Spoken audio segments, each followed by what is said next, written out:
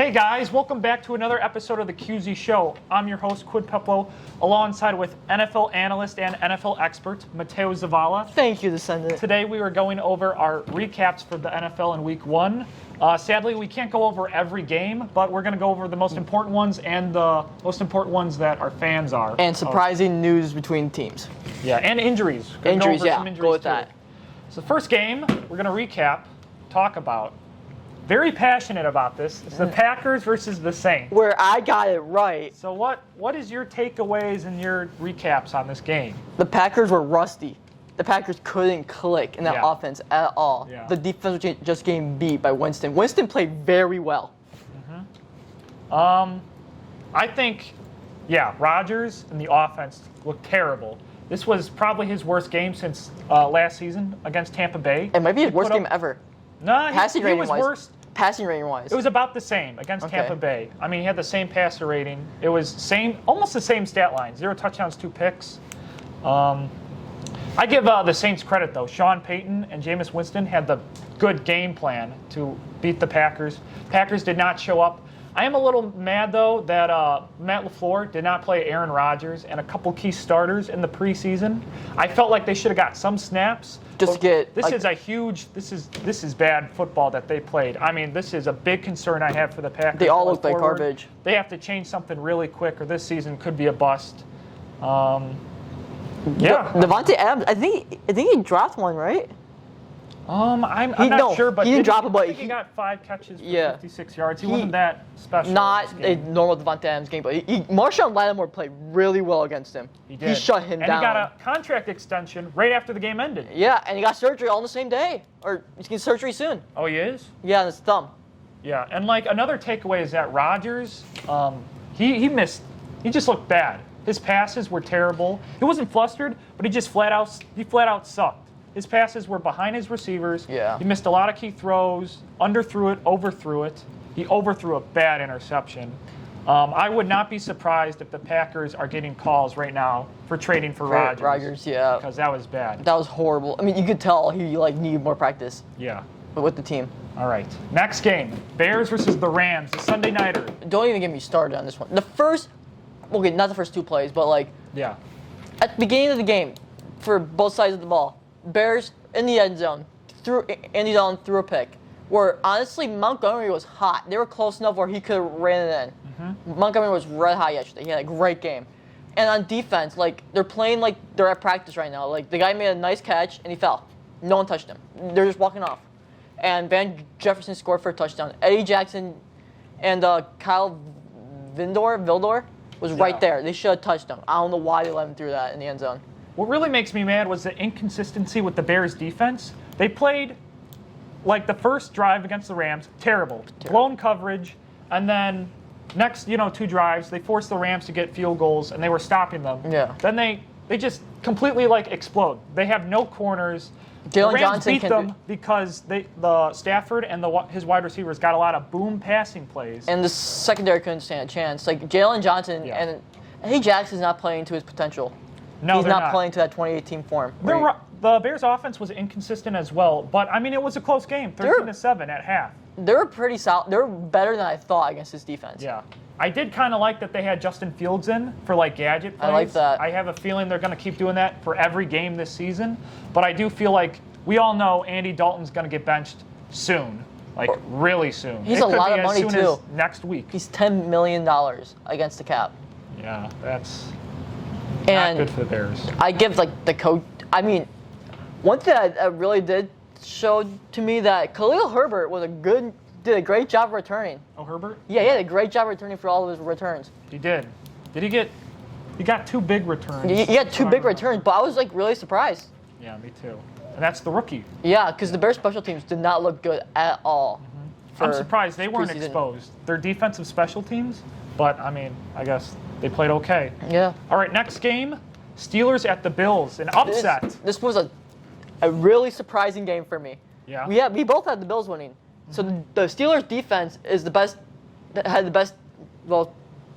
best performance, I think, this past week. Best defense this week. Yeah. Even though the Cardinals got 5 sacks and all those plays, but the Steelers locked down Josh Allen, a guy who was predicted to go off and wreck this team. I agree. I mean, they shut him down. He was 30 for 51, 79.4 passer rating. They forced 4 fumbles. I love forcing fumbles. They recovered 1. Like you said earlier, block punt for touchdown that kept the Steelers. And T.J. Watt, 2 sacks. Yeah, kept the Steelers in the game. Cameron Hayward, 1 sack. The Bills did also blew a 10-0 lead. I thought they were going to shoot out the Steelers. Played good. Offense they did. They clicked came back a little better than I thought. Yes. They clicked a little better. They didn't go really well together, but I was getting nervous because Najee Harris wasn't doing anything. Yeah. He didn't really do anything in this game. We thought he was maybe going to get 80 yards. Yeah, but he got 16 carries for 45 rushing yards. His average catch for 4 yards. His average was not good. Yeah. And Roethlisberger, he played decent enough to win. I don't expect him to do any boom games. I just expect him to play like Alex Smith, good enough to win the football games for the football team. And for the football team. And their special teams was good. Next game, Cardinals at the Titans. This was really surprising. Derrick Henry didn't do anything. Yeah. No touchdowns, nothing. They shut him down. That's what they needed. Their defense is a lot better than I expected. I did not expect Chandler Jones to ball out. Same thing with T.J. Watt. T.J. Watt brought pressure, and the rest of those defensive linemen. Whoa. J.J. Watt. That's what I mean. J.J. Watt. And 5 sacks. I was not expecting that from Chandler Jones. I mean, for missing the whole, pretty much the whole 2020 season with the torn bicep, torn bicep, right? Or torn pec. He didn't miss I think he missed 11 games. He missed a lot of games. Yeah, and he had 1 sack. Yeah, 1 sack, but he's starting off the year great already. Back to that all-pro, underrated stuff. He is a very underrated player, and J.J. Watt just helps him better because J.J. Watt's going to bring one of the better offensive linemen towards him, and it leaves Chandler Jones the whole opening to go in and get those hits around Tannehill. They also got a few picks. Yeah. They had 3 forced turnovers. I thought this was going to be a close game for the Cardinals, close win, but they blew them out. I thought it was going to be 34-31 shootout, but Titans underplayed them. I thought they would, and they upset it. And maybe the Cardinals could actually be contenders. Maybe what people were hyping them for, but when I saw that Julio and Mike Variable are not having a good start. Mike Variable keeps saying Julio isn't acting like how he should before the game. Of his disappointing first start with the Titans. Yeah, he with his unsportsmanlike conduct where he could obviously not slap the guy. He should just walked off. Yeah. All right. Next game, Vikings at the Bengals. This was head-to-head. This was surprising. I was not expecting this. I was kind of expecting this. More points on the board, though. This was very different this Sunday. There was a lot of defense, a lot more incompletions. It was more. The refs did not throw flags on pass interference calls. Or a lot of games. A lot of games, yeah. I like that a lot. Yeah, I like that they're letting them play. There was one bad call in the Packers game, but we're already past the Packers game. It's the Bengals' time. I think Joe Burrow played great. Mike, that's your man. It's your guy. He had a great game. Joe Mixon, he played pretty decent. But he got a crap ton of carries. That's why he got those Jamar Chase and T. Higgins showed up, especially Jamar Chase. I know. He got that nice breakaway touchdown. This was a good defensive lineman game, not a good secondary game. Yeah. For the defensive secondary, corners-wise, people were scoring left hand through the receiving core. I did not expect him to get this many catches. I mean, or catch them, or no drops. He sucked in the preseason. He dropped everything. Yeah, but I think I just needed a warm up, and I was really surprised. T. Higgins showed up too. Joe Mixon played well. Yeah.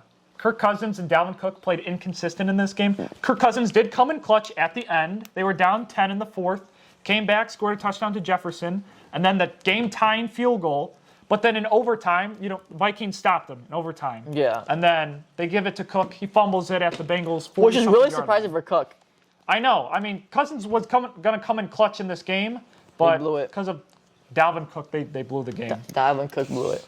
Next game, your Chiefs. Browns at the Chiefs. I was really stoked about this comeback. They were up 23-10? They were up 22-10. 22-10 at half. Which, that's not like the Chiefs that scored that many points before the end of the first half. Yeah. Tyreek Hill showed their defense that he can't be stopped. His speed is unbeatable. Yeah, in the fourth quarter and the second half. The first half, the Browns' offense played awesome. They were chewing out clock.